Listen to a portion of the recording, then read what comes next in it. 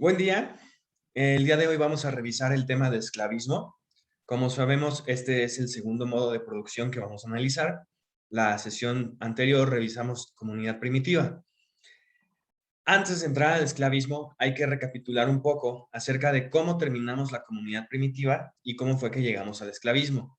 Si recordamos, en la comunidad primitiva existieron tres grandes divisiones del trabajo. La primera división es una división natural del trabajo. ¿Por qué natural? Porque se da a través del sexo y la edad. Y se da, dice aquí, con la mejora de los primeros instrumentos de trabajo. ¿En qué consistió esta división del trabajo? Simple. Si eras niño, ibas a apoyar en la comunidad. Los hombres hacían los trabajos de fuerza, como construcción de las casas, aunque eran nómadas, de todos modos había construcción, o de las cuevas, y de la cacería principalmente. Y tenemos a las mujeres que hacían la distribución de la producción. Entonces, de esta manera, decimos que la comunidad primitiva, pues, trabajó bajo un esquema del matriarcado, ya que las mujeres estaban a cargo de la distribución de la producción, lo cual es algo muy importante. Entonces, esa fue la primera división natural del trabajo. Luego se da la primera división social del trabajo. En esta parte, los hombres siguen siendo nómadas, pues dependen del agua. ¿Qué quiere decir esto que dependen del agua? Comentábamos en la clase pasada que se refiere a que aún estaban muy propensos a tener que seguir la parte natural. Entonces, por ejemplo, si se acababa el agua en una región en ciertas temporadas del año, ellos tenían que ir migrando hacia otras regiones en busca de agua y comida. Entonces, al todavía depender del agua, pues seguían dedicándose a la pesca, a la caza, y habría ya en esta parte agricultura y pastoreo. Aunque eran nómadas, ya ellos empezaban a trabajar los granos y empezaban a trabajar la domesticación de animales. ¿Esto qué nos trajo? Un incremento en la producción, o sea, a producir más comida para ellos y productividad. Y finalmente eso nos lleva a una segunda división social del trabajo, en donde tenemos que ya como existían parcelas, ya se vuelven nómadas.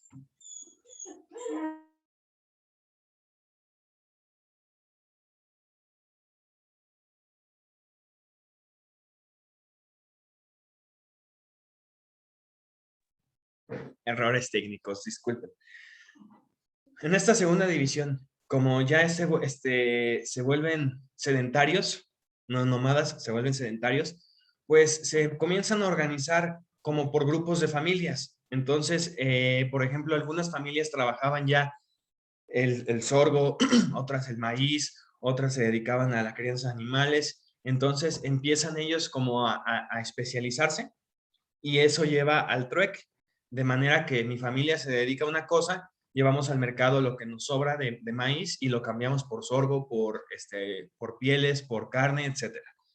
Eso generó un excedente económico. Entonces nace el trueque y se da la propiedad familiar colectiva de los medios de producción. ¿Qué son los medios de producción? Es lo que necesitamos para producir cosas. Entonces, ojo aquí, propiedad familiar colectiva significa que ¿quién es el dueño de la producción, de los medios de producción? Pues las familias. ¿Y eso a qué nos lleva?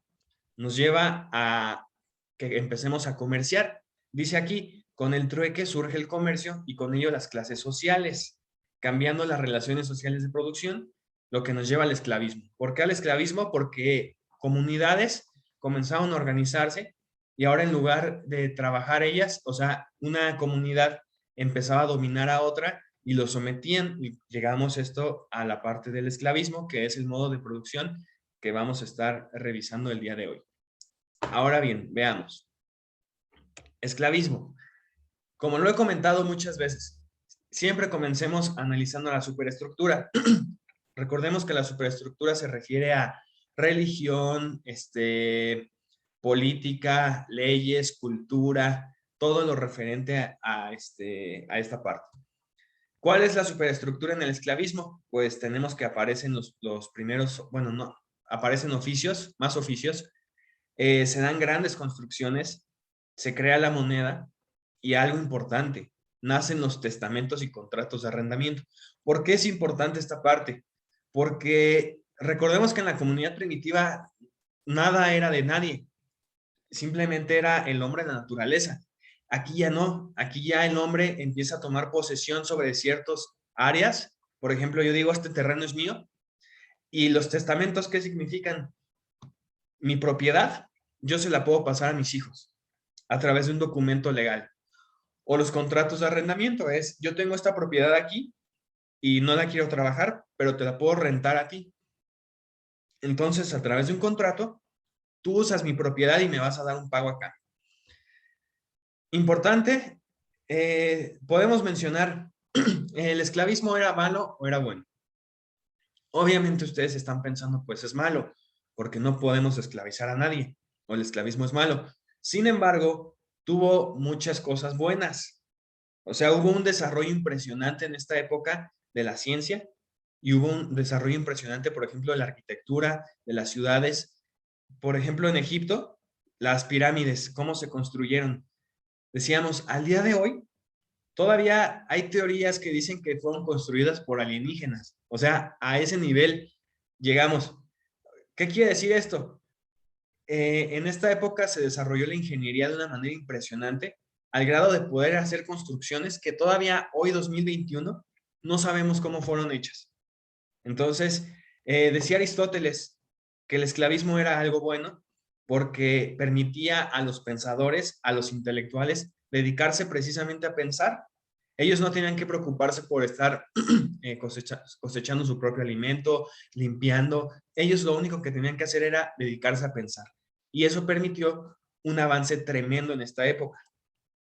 En cuanto a la religión, pues nacen nuevos dioses en la cultura, en los egipcios, por ejemplo, tenemos a Ra, Osiris, etcétera. El papel de la mujer, muy importante. ¿A qué se dedicaba la mujer? Pues ya era vista como una parte social que se encarga de el perpetuar a la humanidad, ¿no? O sea, el engendrar hijos. ¿Y cuál era su papel entonces? Pues estar ella sana. Por eso la mujer era entrenada en gimnasia y atletismo con la intención de engendrar hijos sanos. Aquí aparece el Estado o el gobierno, que quien entrenaba militarmente a los niños. Recordemos que esta fue una época de muchas luchas, entonces era importante que las naciones o los lugares pues tuvieran ejércitos bien armados. Si vieron la película de 300, ahí se ve un poquito de esta parte, aunque es una, perdón, una película de ficción, sí nos habla un poco sobre esta época, el cómo era organizado militarmente. Aparece el cristianismo y tenemos que hay faraones. Ahora, la vida económica. ¿Cómo es la vida económica en el esclavismo? ¿Existe la propiedad privada? Sí. Y llega a tal punto que no solo soy dueño de los medios de producción, sino que soy dueño del productor, o sea, soy dueño del esclavo.